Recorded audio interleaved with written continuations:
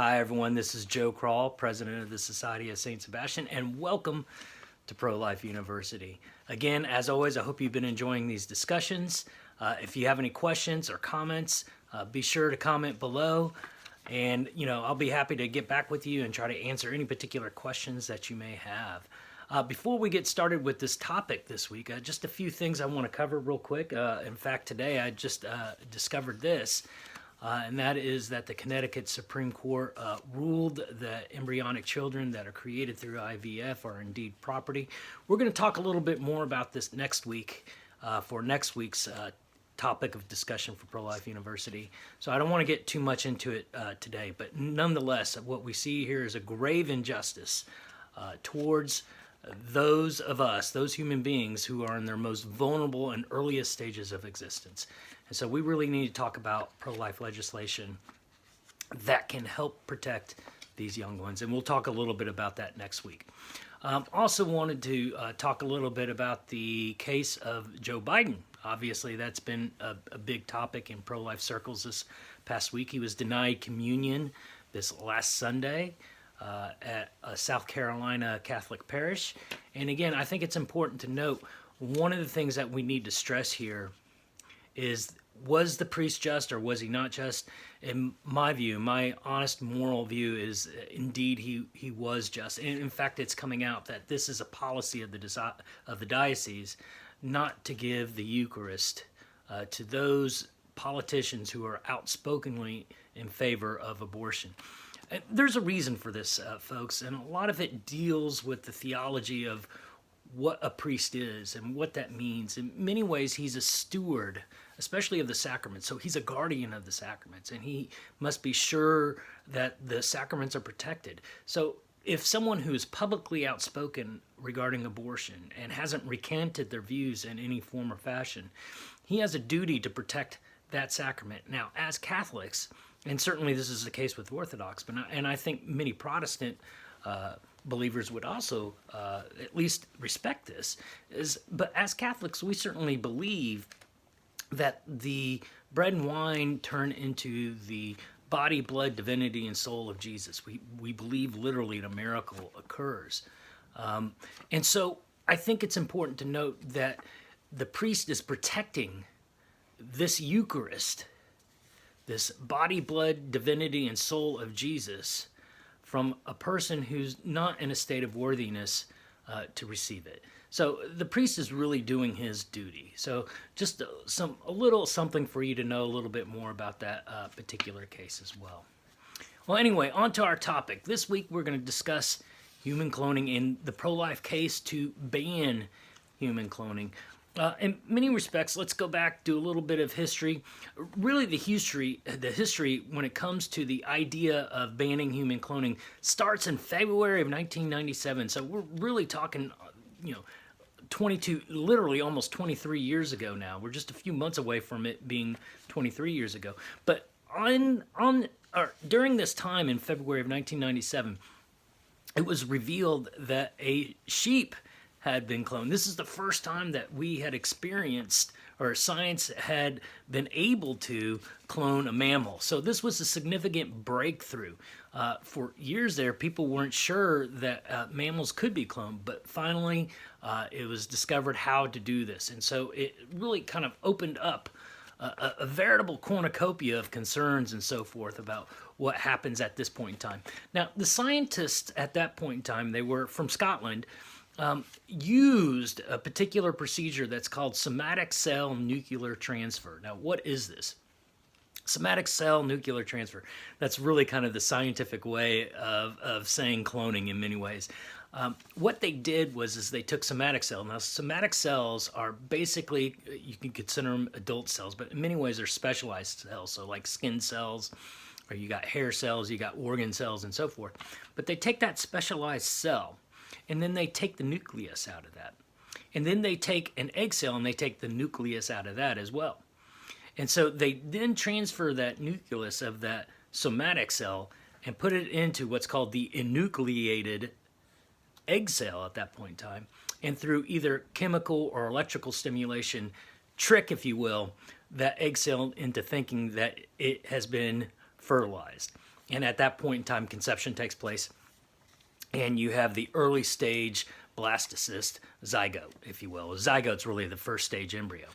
And so it's important to know at this point in time we have a conception that takes place, and that you now have a unique individual member of whatever species that you're cloning, a new unique individual member that is genetically identical to the donor of the somatic cell. And this was what Dolly was. Dolly was a sheep. They took a somatic cell from another sheep and basically did this process, and at that point an embryo was created. Now, one of the things that we do need to note here is that Dolly was really the only successful embryo that was brought to full term. There were hundreds of others that simply did not make it. They weren't able to trick the egg cell into thinking that it had been fertilized, or the process did begin, and unfortunately those embryos did not make it. But Dolly did. And so it was unveiled, the process was unveiled, and so literally began a veritable cornucopia of researchers wanting to look into this. So nowadays, not only has Dolly been cloned, Dolly has since passed away since it's been so long, but we've seen certain farm animals clones, cows, horses, so forth. We've seen cats and dogs cloned.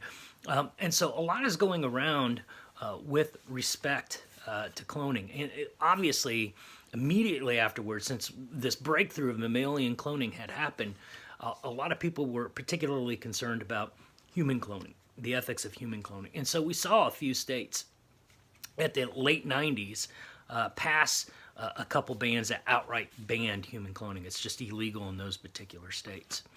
Now, interestingly enough, when we talk about those sorts of things, we begin to see the rise of the research industries fighting these particular bans and so forth. And, we have to understand that some researchers wanted to exploit this technology in order to create human clones that were in their earliest stages of existence, so embryonic children, and take those embryonic stem cells from those embryos. Now, taking those embryonic stem cells literally kills the embryonic child. And so the embryonic child no longer exists. It's been destroyed by the taking of those embryonic stem cells. But they wanted to take these embryonic stem cells and do research to look into cures regarding numerous types of diseases. They certainly had thought that embryonic stem cells was the way to go.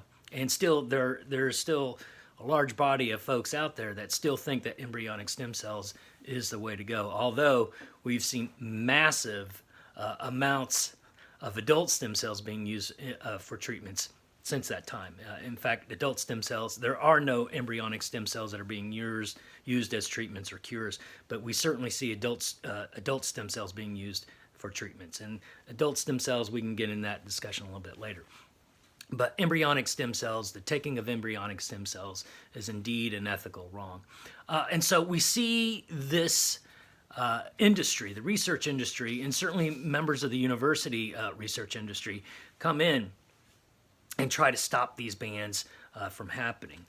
And so they proposed alternate legislation. Now, what's particularly interesting about this legislation is they allow for somatic cell nuclear transfer to take place, but they prohibit the implantation of the zygote or blastocyst into the uterine wall. So they prohibit implantation. They call it a ban on reproductive cloning. But let's be honest, once an individual member of the species Homo sapiens has taken place, we've already done human reproductive cloning. Once you have that first stage embryo, it's done. You've created an embryo. You have successfully reproduced in biological terms. Now, they wanted to implement this ban, yet do their research. So essentially what these research individuals were trying to do, what the research industry was trying to do, was implement a law, if you will, that would allow them to clone and create embryonic children and then use those embryonic children for research purposes, typically to get their stem cells, which would destroy them, and also prohibit the implantation of the or prohibit the implantation of those embryonic children into a uterus. Now, obviously, this is highly problematic. Well, from an ethical standpoint, one is that it truly violates the dignity of that human individual. That human individual has a right to grow and develop, and it has a right to grow and develop in a mother's womb. And these scientists are obviously denying that. So we certainly would oppose it for that reason alone. But furthermore, the fact is that they're using these human embryos for destructive research is another important reason why we oppose this type of a bill. We typically, in the pro-life movement, when we see these types of bills, we call them clone and kill bills, because they allow for cloning, and then they also mandate the destruction of these embryos as well. So that's wrong. Obviously, it's a huge affront to human dignity. It's a huge affront to just the idea that the human being is made in the image of God. And so we obviously fight against those types of legislative initiatives. Now, many states have gone back and forth, and still there's many states out there. The vast majority of states out there have no prohibition on human cloning whatsoever. And so I think it's important. We certainly are at a day and age where this technology is still available. In fact, there was a recent article, I think some scientists in South Korea were trying to patent their method of somatic cell nuclear transfer, so they could do this sort of thing as well. So we got to understand that there are people out there that are still wanting to do this. And so I think it's important as a pro-life movement that we start moving into some of these areas where we need to address the protection of these embryonic children that are created through cloning. Unfortunately, I know a lot of folks are a little intimidated by this, and we got to understand we've got to educate ourselves. One of the problems that we see with legislators, for example, is when they're presented with a bill that's given to them by the research industry, is they don't understand the terms. We can't always expect the legislators to be experts in every type of legislation that comes before them. That's simply impossible. They rely on us to really do that. So when they see terms like zygote or blastocyst or things like that, we got to understand that they may not know that this is an early stage embryo, or that these are terms that are used to describe the early stage embryo. So it's up to us to be able to educate these legislators on what this is and what this means, that they're not just merely clumps of cells, that this is a unique individual member of the species Homo sapiens. It's a new, unique human individual that is a person and that deserves rights and that deserves protection. But I think the best way that we can approach this is simply by banning human cloning. The simple fact is that we need to stop human cloning because, one, obviously, if we do allow it, all you do is open the door to destructive research, and you basically are allowing these human embryonic children to be destroyed, and we're doing very little under the law to protect them. So we need to address that issue of the injustice that is happening right now. So I think it's important to go out there and do that sort of thing. Well, again, if you have any questions, don't hesitate to write in the comments below, and I'll be glad to address those questions as best as I can. And don't forget, next week we're going to kind of continue in this conversation as well. We'll talk a little bit more about the issues of justice that are surrounding the embryonic child, especially when it comes to the IVF embryonic child. Many states out there do not recognize them as human persons, only see them as property, and what's even more tragic about that is that property that can be literally destroyed just because one party wants to do it. So we'll talk a little bit more about that next week. Again, give us a big thumbs up. We always appreciate everything that you do to help us out. Be sure to share with your friends and your neighbors out there. The more educated you become as a pro-life advocate, the more effective your pro-life argument becomes. So again, I hope everyone has a wonderful weekend, and God bless.